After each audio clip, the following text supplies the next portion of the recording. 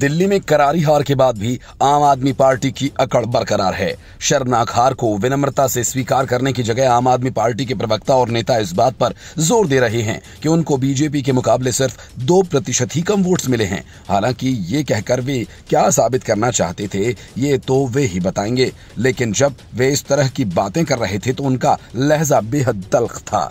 ये तल्खी आगे भी दिखेगी और शायद तब तक जब तक कि उन्हें कहीं और बड़ा झटका न लगे। फिलहाल तो चुनाव हारने के ठीक अगले ही दिन आम आदमी पार्टी ने बीजेपी को ये फरमाइश कर दी कि वो सीएम का चुनाव जल्द करें क्योंकि दिल्ली का शासन प्रभावित न हो। लेकिन जो चिंता आम आदमी पार्टी को अब सता रही है वो तब नहीं दिखी जब सीएम पद से बिना इस्तीफा दिए केजरीवाल 6 महीने तक तिहाड़ में रहे और दिल्ली का शासन पूरी तरह से ठप हो गया था।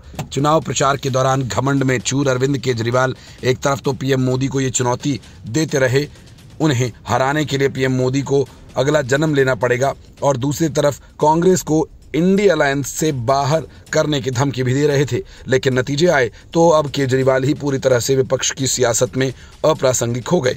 इन चुनावों में कांग्रेस को करीब 6% वोट मिले। 70 में कुल 14 ऐसी सीटें हैं जहां आम आदमी पार्टी और बीजेपी उम्मीदवार के बीच हार जीत का अंतर 5000 से भी कम वोटों का रहा। केजरीवाल को इन चुनावों में 22 सीटें मिली और अगर ये 14 सीटें केजरीवाल दिल्ली में करारी हार के बाद भी आम आदमी पार्टी की अकड़ बरकरार है। शर्मनाक हार को विनम्रता से स्वीकार करने की जगह आम आदमी पार्टी के प्रवक्ता और नेता इस बात पर जोर दे रहे हैं कि उनको बीजेपी के मुकाबले सिर्फ 2% ही कम वोट्स मिले हैं। हालांकि ये कहकर वे क्या साबित करना चाहते थे ये तो वे ही बताएंगे, लेकिन जब वे इस तरह की बातें कर रहे थे तो उनका लहजा बेहद तल्ख था।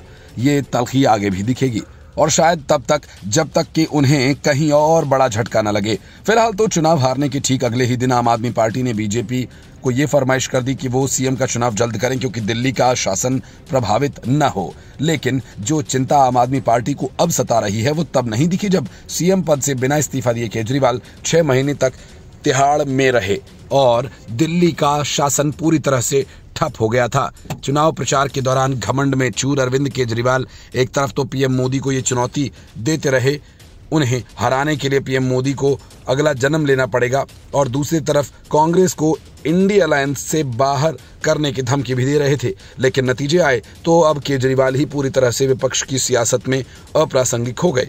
इन चुनावों में कांग्रेस को करीब 6% वोट मिले। 70 में कुल 14 ऐसी सीटें हैं जहां आम आदमी पार्टी और बीजेपी उम्मीदवार के बीच हार जीत का अंतर 5000 से भी कम वोटों का रहा।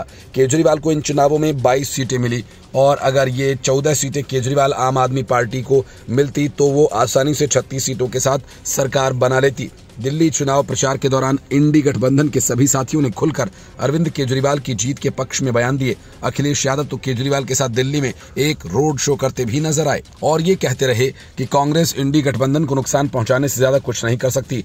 अब दिल्ली चुनाव नतीजों के बाद इंडी गठबंधन का पूरा गणित ही बदल गया। ऐसा इसलिए क्योंकि हर किसी को कांग्रेस पार्टी की अहमियत समझ आ गई। कांग्रेस को अगर कोई साथ लेकर नहीं चलेगा तो न सिर्फ संबंधित स्टेट में वहां के सबसे बड़े विपक्षी दल को नुकसान होगा, बल्कि वहां बीजेपी के लिए एक बार फिर सरकार बनाना बेहद आसान हो जाएगा। समाजवादी पार्टी को तो पता है लोकसभा चुनाव 2024 में उत्तर प्रदेश में वो 37 सीटें जीत पाई, तो इसका बड़ा श्रेय कांग्रेस के साथ गठबंधन को जाता है।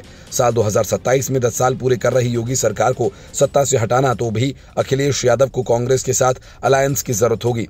लोकसभा चुनाव 2024 के दौरान कांग्रेस हर हाल में समाजवादी पार्टी के साथ गठबंधन चाहती थी। अखिलेश यादव ने कांग्रेस को केवल 17 सीटें लड़ने के लिए दी थी। वो एक तरफ बाकी सीटों पर अपने कैंडिडेट्स के नाम का ऐलान करते चले गए।